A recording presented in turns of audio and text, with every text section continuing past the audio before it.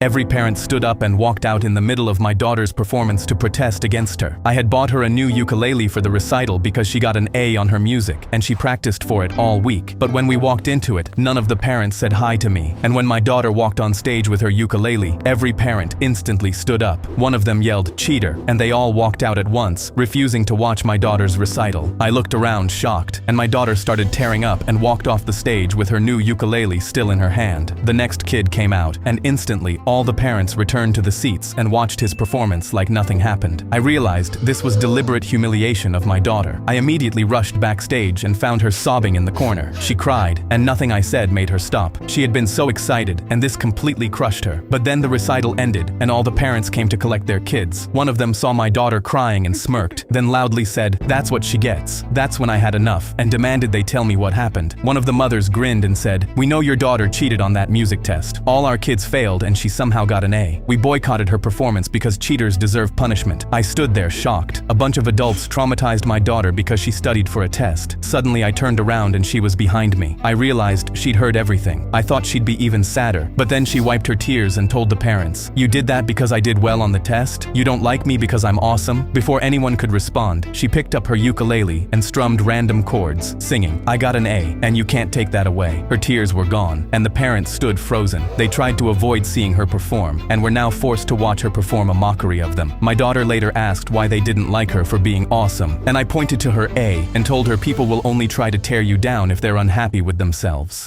Every parent stood up and walked. I was frat flicking at my first frat party when suddenly the front door got kicked open and cops started flooding in the house. The music cut out and everyone froze. An officer looked around at the destroyed house and screamed, "This is an illegal party with serious property damage. Who is responsible for this?" I was just the new guy trying to get into the frat, so I didn't know what to do. That's when the frat leader James whispered, "Take the blame for this, and you're in the frat. Guaranteed." I shook my head no, and his face hardened. He spun around and pointed at me. "Officer, it was him. He threw this whole party." My heart dropped. The cops grabbed me with disgust and dragged me toward the door while the entire party watched. Outside, the entire frat backed up James's lie. "Yeah, it was him. He hosted this party." James pointed at me, smirking. "Officer," I tried to stop him, I swear, but he refused. I felt my face go red with anger. It was my word against the whole frat, and the cops believed every word. Before I could even speak, they slapped handcuffs on my wrists. "We're contacting your school. You'll be expelled and charged for all the damages tonight." "Party's over, buddy." My stomach dropped. I was losing everything for a party I didn't even throw. Desperate, I blurted out, "It's not true. They're lying. Call the homeowners. This house has to have cameras. Please." But the second I said it, James's face went pale. "Well, wait. You don't need to call them. Don't call them," he stammered like he was hiding something. But an officer was already on the phone. Another officer said, "Too late, buddy. They'll be on their way soon." Moments later, a car pulled up and an older couple stepped out. The second James saw them, he started shaking. He scrambled, pointing at me. "It was him. He threw the party, I swear." But the woman didn't even look at me. She crossed her arms and stared James down. "James, this is the third time you've trashed our house. We're so tired of paying for your frat party's damages. You're a terrible son." My jaw dropped. These were his parents and his house. His dad turned to the officer. "Arrest him. It's time he finally pays for what he does." The cops uncuffed me and slapped them right on James. As they dragged him to the car, I said, "After party at my house?" I was frat flicking at my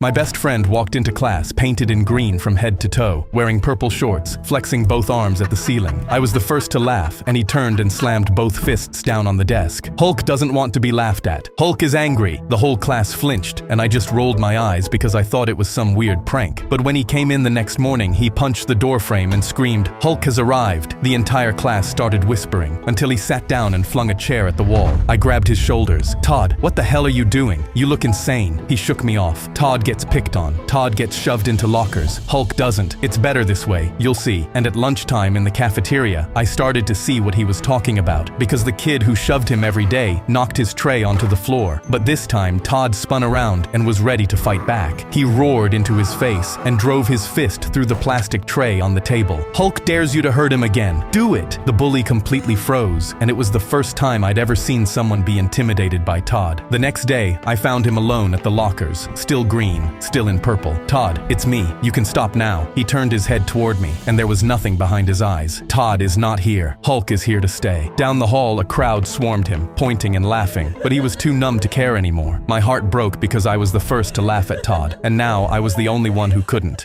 My best friend walked into class painted in green from head to toe, wearing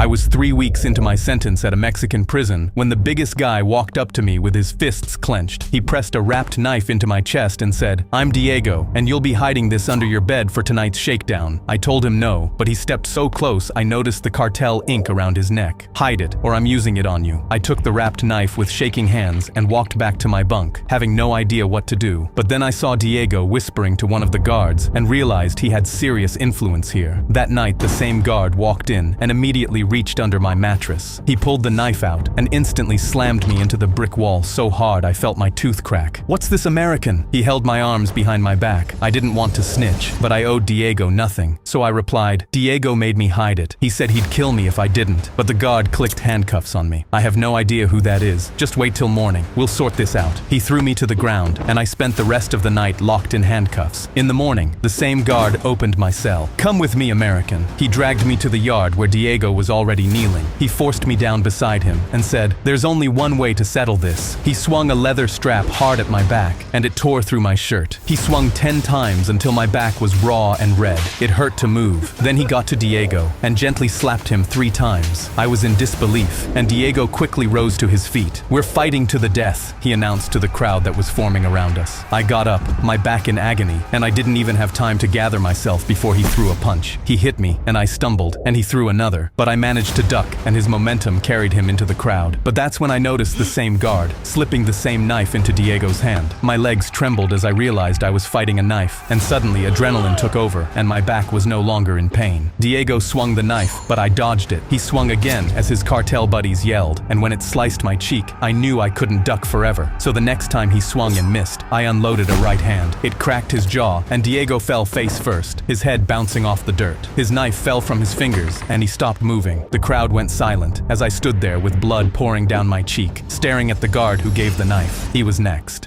I was 3 weeks. I held out my arm to shake my girlfriend's mom's hand for the first time, and she looked my tattoos up and down and gasped. "You look like criminal, like the scary men in our neighborhood." My girlfriend Ike frowned. "Ma, stop. He's an ex-MMA fighter." I politely nodded because I was determined to make a good impression no matter what. Her dad finished locking up the front door with a deadbolt and then stepped in front of me like I was a wild animal. He pointed a finger at my girlfriend. "Me like last boy better." Ike crossed her arms in frustration. "Let's just sit down and eat." I took the last seat at the table, and that's when I heard gunshots outside. Ike put her hand on mine and whispered, "Don't worry, it's just a sketchy neighborhood. We hear it all the time." He waved a hand at me. "My Ike go to college. You end up in jail or dead. You take her down with you." I opened my mouth to tell him about how I have $1 million in savings from MMA fighting, but stopped when we heard the gun outside again. Suddenly, a bullet shot through the glass. Ike and her family immediately ducked under the table, and her mom was crying. "Why is this happening?" I clenched my fists and walked right up to the window. I got it. A man got ready to rush in, but I was already moving. I caught his wrist and slammed the gun loose against the frame. He tried to swing at my cheekbone with his other hand, but I dodged it, took him to the floor, and choked him out the way 10 years of fighting taught me. Her mom crawled out from under the table, took the hand she wouldn't shake, and held it in both of hers. "You protect our family from scary man. You good husband." Her dad nodded politely, still shaking with fear. "Thank you, son."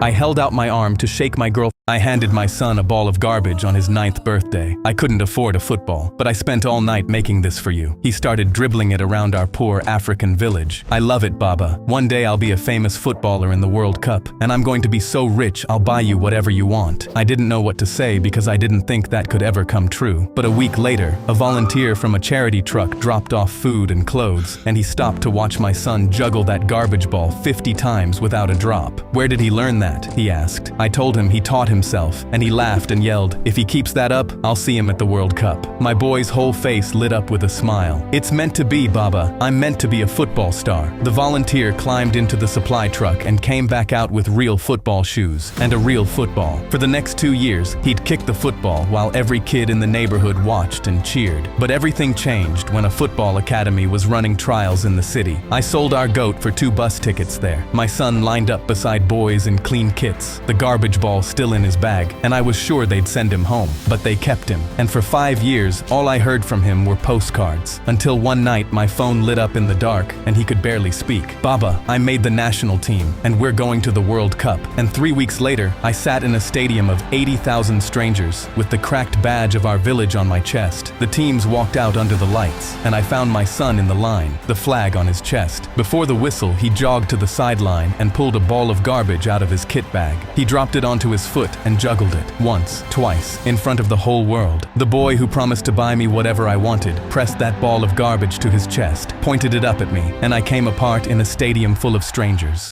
I handed my son a ball